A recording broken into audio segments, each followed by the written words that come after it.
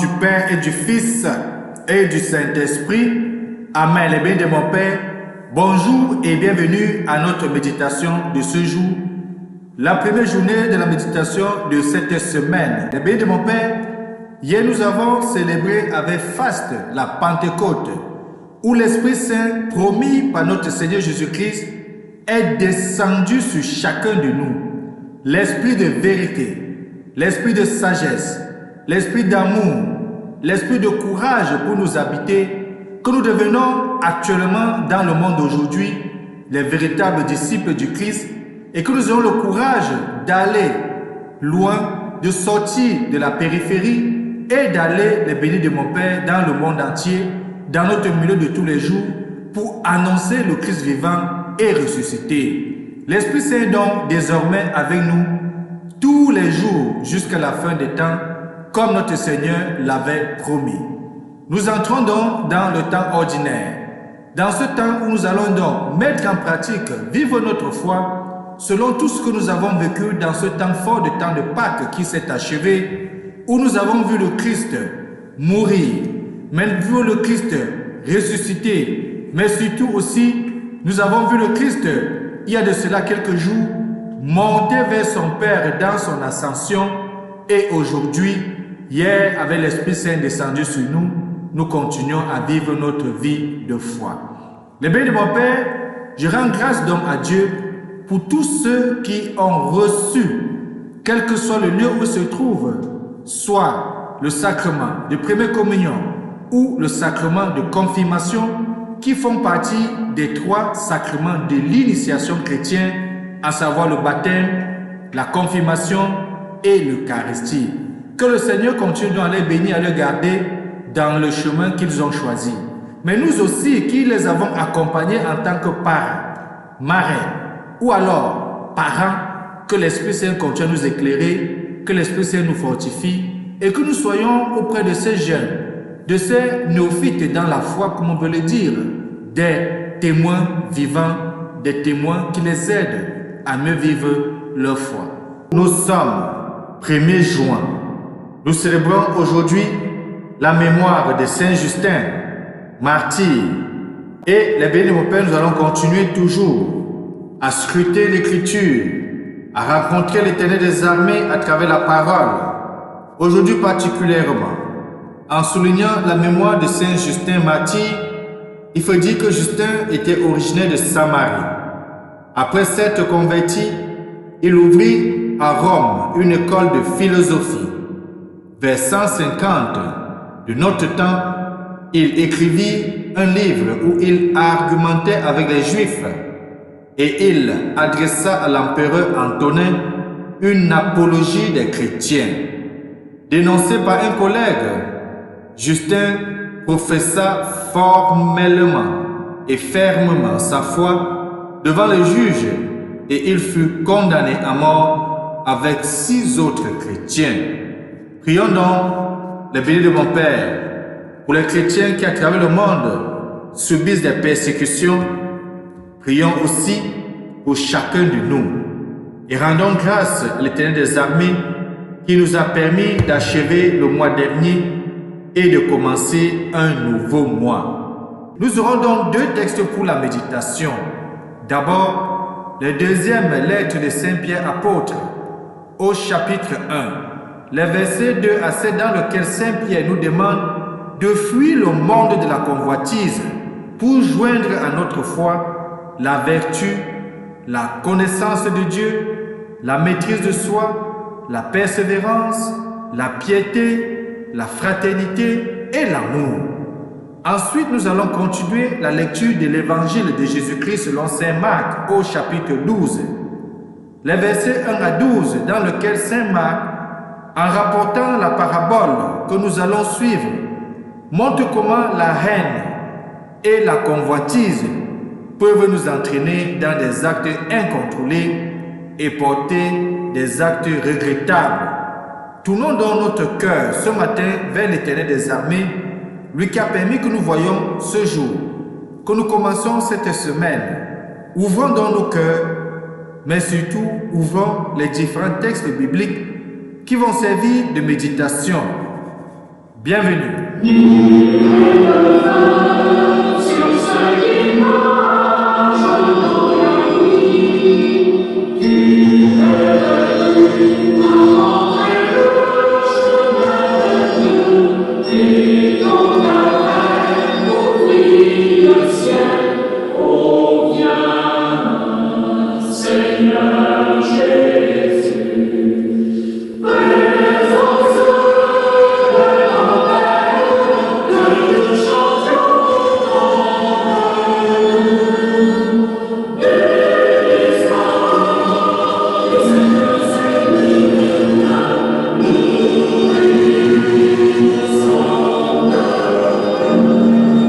Loué soit son nom, celui qui vient, prions.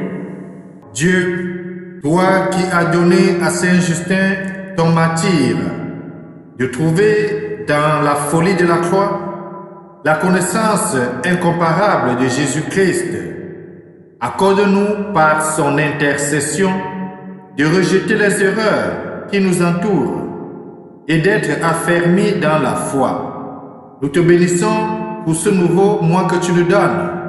Merci pour tes bienfaits. Merci de prendre le contrôle de tout ce que nous allons entreprendre, de veiller sur nos pas et de nous donner le discernement et la sagesse nécessaires. Oui, Père, augmente à nous la foi. Nous t'avons demandé par Jésus-Christ, ton Fils bien-aimé, lui qui nous dit que tout ce que nous demanderons à son Père, à toi, par son nom, tu nous l'accorderas. Lui qui vit avec toi, Dieu pour des siècles et des siècles. Amen. Ouvrons donc 2 Pierre chapitre 1, les versets 2 à 7. Bonne lecture. Sois avec moi, Seigneur, dans mon épreuve. Sois avec moi, Seigneur. Quand je me tiens sous l'abri du Très-Haut, il repose à l'ombre du Puissant. Je dis au Seigneur mon refuge, mon rempart, mon Dieu dont je suis sûr. Le malheur ne pourra te toucher, ni le danger approcher de ta demeure. Il donne mission à ses anges de te garder sur tous tes chemins. Sois avec moi, Seigneur, dans mon épreuve. Sois avec moi, Seigneur. Ils te porteront sur leurs mains pour que ton pied ne heurte les pierres. Tu marcheras sur la vipère et le scorpion. Tu écraseras le lion et le dragon. Puisqu'il s'attache à moi, je le délivre.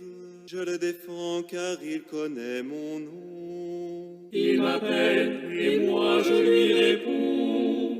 Je suis avec lui dans son épreuve.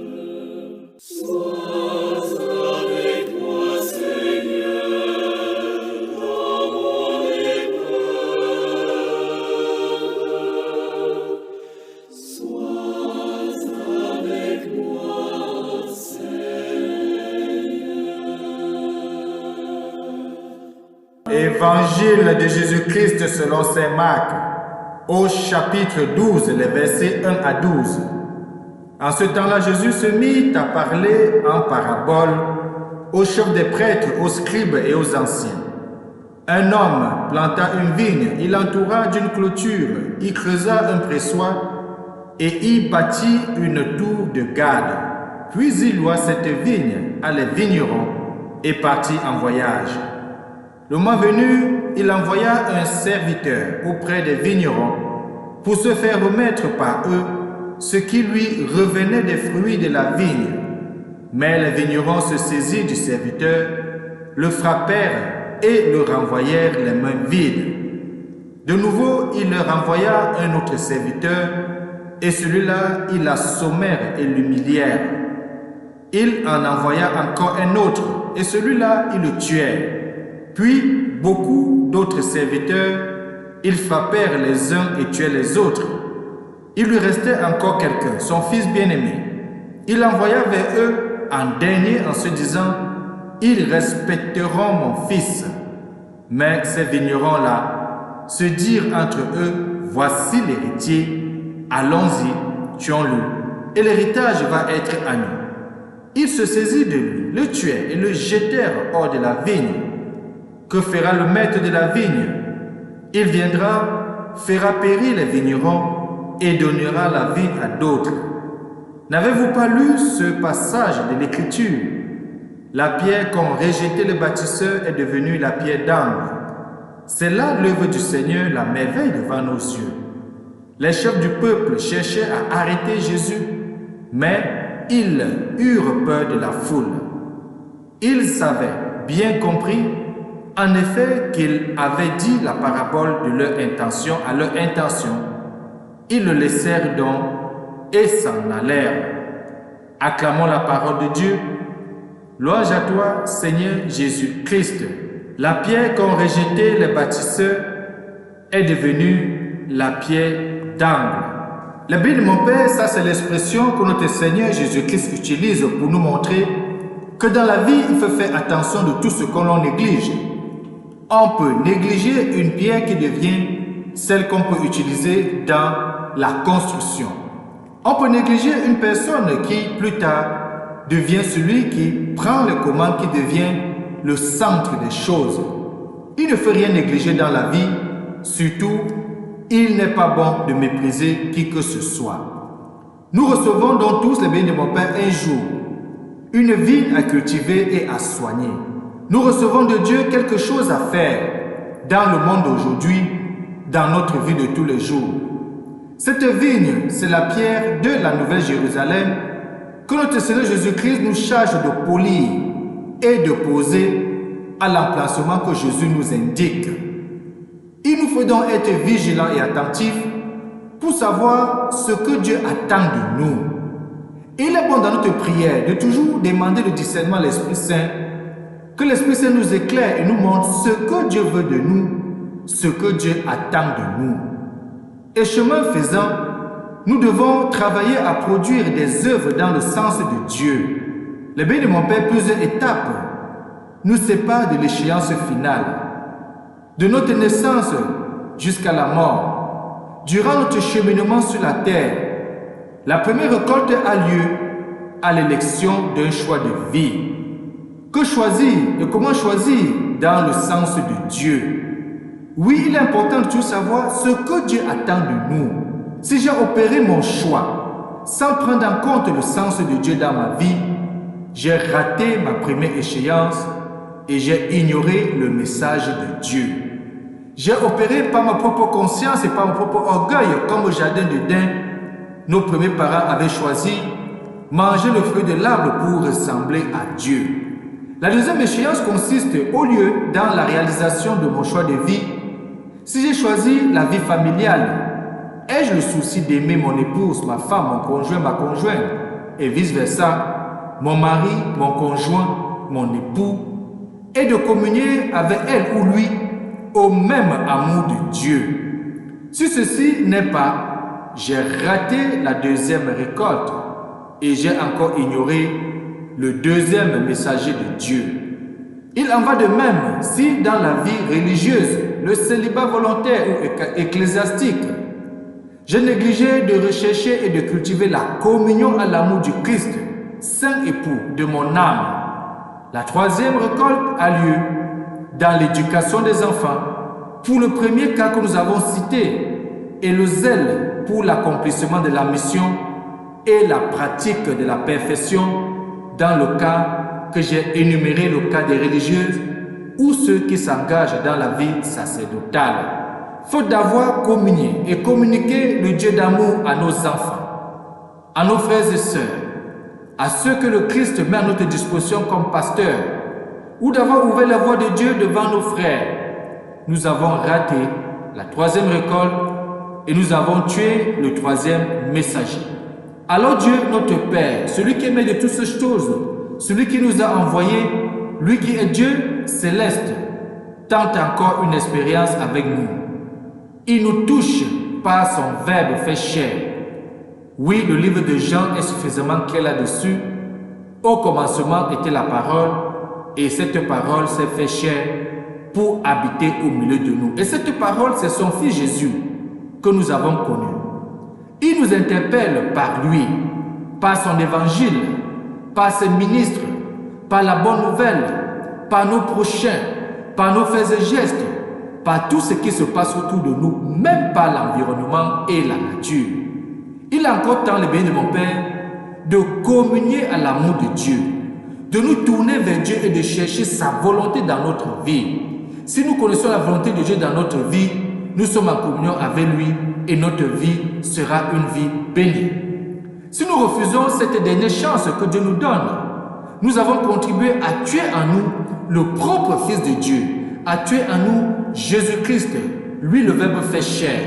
Ce péché est dans le péché dit contre l'esprit, car il provoque en nous la mort éternelle. Quand nous refusons d'accepter Jésus dans notre vie, quand nous régnons Jésus dans notre vie, nous nous coupons de la communion, et qui se coupe de Dieu se coupe également de la vie éternelle, parce que nous sommes faits à la ressemblance à l'image de Dieu. Cette image de Dieu qui est une vie sans fin. Dieu prend notre couronne et la donne à un autre. Oui, celui qui fait les recommandations de Dieu récupère donc cette couronne qui est une grâce et une bénédiction de Dieu dans sa vie. À celui qui a, on donnera encore, et à celui qui n'a pas, on enlèvera le peu qu'il a, nous dit Jésus dans l'Évangile. La pierre qu'ont rejeté les maçons, la pierre qu'ont rejeté les bâtisseurs, est devenue pierre d'angle. Tournons-nous donc vers Dieu, surtout au cours de cette journée, surtout au cours de cette semaine. Méditons, discernons, quelle est la volonté de Dieu dans ma vie, qu'est-ce que Dieu attend de moi, et lorsque nous saurons ce que Dieu attend de nous, nous serons plus aptes, plus mieux, plus confiants, plus disposés et disponibles à cheminer avec notre Seigneur.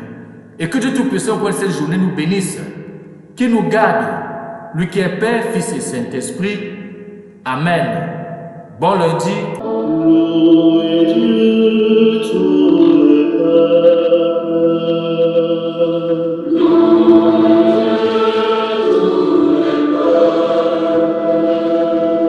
Chantez sa grande gloire. Chantez sa gloire.